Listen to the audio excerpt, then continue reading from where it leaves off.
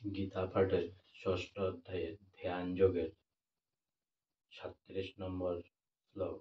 গতকালকে আমি 27 আর 28 নম্বর শ্লোক বলেছিলাম, ওইটা আমার ভুল ছিল, কারণ 27 আর 28 নম্বর শ্লোক আমি আগে দিয়েছিলাম, কিন্তু আমি ভুলে গেছিলাম। তাই আপনাদের কাছে ক্ষমা করবেন আমাকে।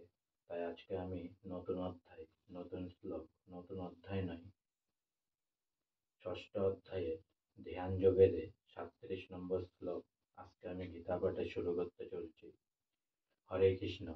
অর্জুন উবাচ অজোতি সদ্যয়পেত যোগাচ্চ লিত মানুষ অপ্রাপ্য যোগ সংসিদ্ধিং কাঙ্গতিং কৃষ্ণ গচ্ছতি। অর্জুন উবাচ, অর্জুন বললেন, অজোতি মানে ব্যর্থ যোগী, শ্রদ্ধয়া মানে শ্রদ্ধা সহকারে, উপেত মানে যুক্ত, যোগাত মানে যোগ থেকে, চলিত মানে ভ্রষ্ট, মানুষ মানে চিত্ত, অপ্রাপ্য মানে না পেয়ে, যোগ সংসিদ্ধিম মানে যোগের সম্যক ফল, কাম মানে কি, গতিম মানে গতি, কৃষ্ণ মানে হে কৃষ্ণ, গচ্ছতি মানে প্রাপ্ত হন।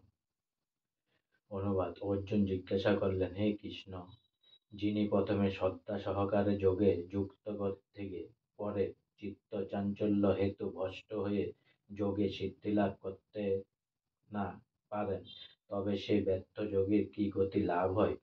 তাৎপর্য: ভগবদ্গীতাতে আত্ম উপলব্ধি পন্থা বা যোগের কথা বর্ণনা করা হয়েছে। আত্ম উপলব্ধি বলতে সেই জ্ঞানকে বোঝায় যার ফলে বুঝতে পারা যায় যে এই জড় দেহটি জীবের স্বরূপ নয়, তার স্বরূপ হচ্ছে সৎ চিৎ ও আনন্দময় আত্মা। এই স্বরূপ অপ্রাকৃত, তার জড় দেহ ও মনের অতীত। জ্ঞান যোগ, অষ্টাঙ্গ যোগ অথবা ভক্তি যোগের মাধ্যমে এই আত্ম উপলব্ধি অন্বেষণ করতে হয়। এই সব কটি পন্থাতেই অনুশীলনকারীকে জানতে হয় জীবের স্বরূপ কি, তার সঙ্গে ভগবানের কি সম্পর্ক এবং কিভাবে ভগবানের সাথে সে সম্পর্কের পুনঃ প্রতিষ্ঠা করে কৃষ্ণ ভাবনাময় হওয়া যায়।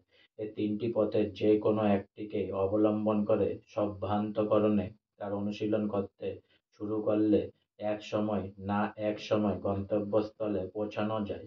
ভগবদ্গীতার 2য় অধ্যায়ে ভগবান আশ্বাস দিয়ে বলেছেন যে পরমাত্ম সাধনের পথে স্বল্প প্রচেষ্টা ও জড় বন্ধন থেকে মুক্ত করে এবং মহৎ ভয়ের থেকে ত্রাণ করে।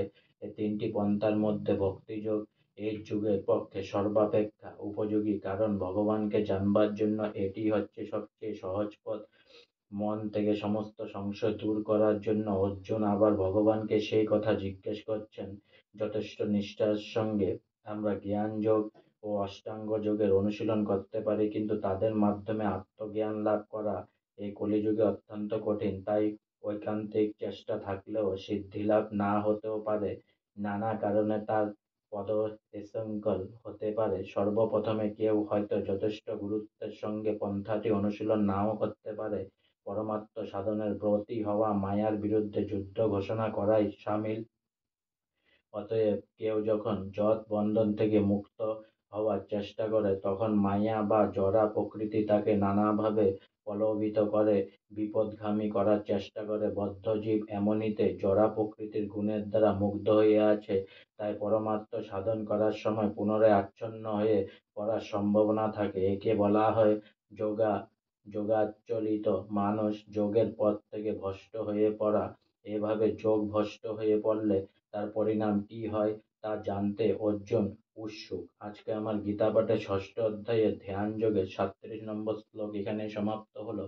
অনেক অনেক সাবস্ক্রাইব করুন, অনেক অনেক লাইক করুন, অনেক অনেক ভালো থাকুন, অনেক অনেক সুস্থ থাকুন, অনেক অনেক আনন্দে থাকুন, অনেক অনেক হেল্প করুন।